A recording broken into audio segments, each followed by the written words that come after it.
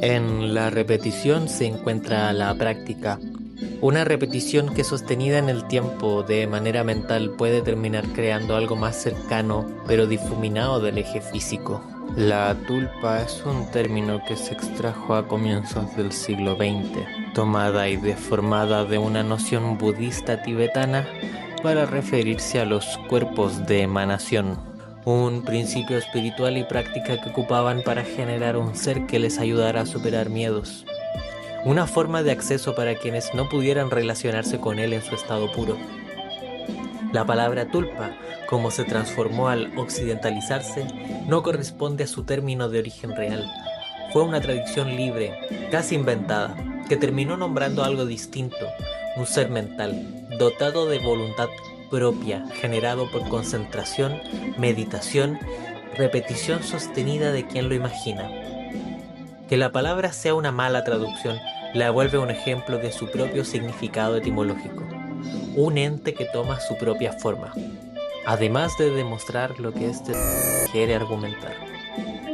En una práctica repetida, como las rutinas y parrillas de la televisión, ocurre un tejido que vincula en condición a la muñeca pepona con la anime girl, un sentido propio que comparten en la palabra que la nombra.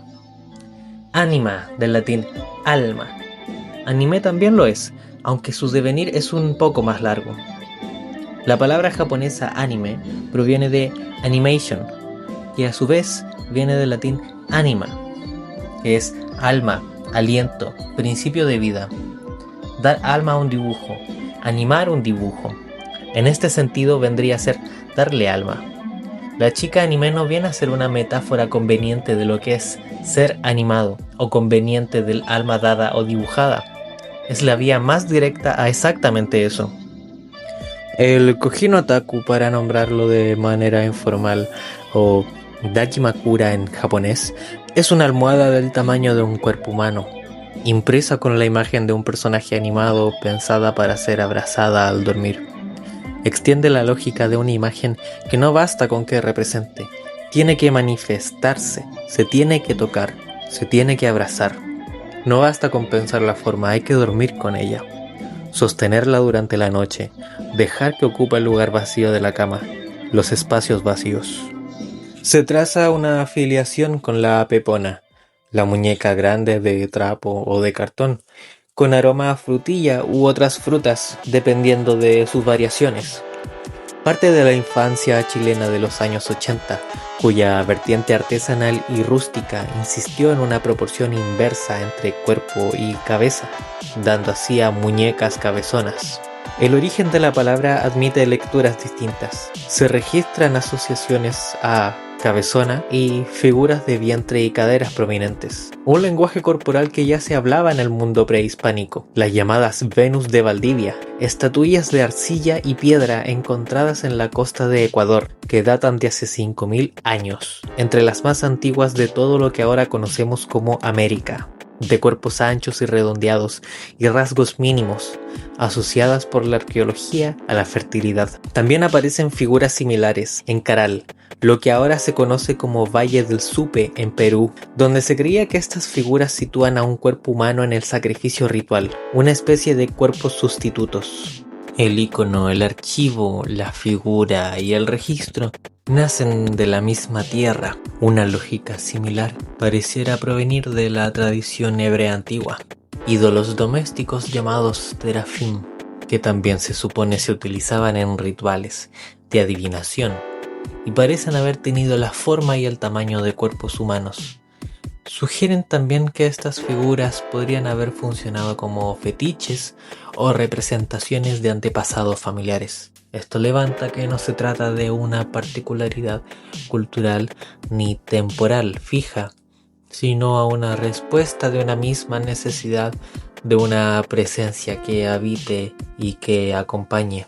Si bien son asociaciones libres entre arqueología y populares poéticas, aquí cuenta como una resonancia que se traduce en escritura, lectura, declamación, narración y reproducción de video. Aunque el Koji no Otaku no deriva históricamente de la pepona ni viceversa, No se busca forzar una continuidad casual entre ellas, sino proponer que estos objetos cumplen funciones similares estructuralmente, cuerpos sustitutos que tanto el afecto como el ritual lo tratan como presencia y compañía, una práctica en forma de vínculo. Una parte de la cultura chilena pop se sostiene también de una repetición ritual virtual. Esta proviene de los años 80 y 90, de una infraestructura institucional particular y no exenta de cierta ironía. Gran parte del culto al anime que se formó en Chile, que es bastante grande hoy en día, se formó en una primera instancia exponiendo a una primigenia generación de otakus chilenos a canales de televisión abierta de origen católico. Canal 13, ligado a la Universidad Católica de Chile, y UCB Televisión, operado por la Universidad Católica de Valparaíso, adquirieron los derechos de estas series a un precio menor que el de las producciones occidentales, y sin premeditarlo mucho, las emitieron como programación infantil y de entretenimiento general, sin que se quisiera mediar ningún proyecto devocional de por medio. El resultado fue un horario fijo, diurno y vespertino, que ordenaba las tardes de una generación entera en torno a la cálida luz de los rayos catódicos.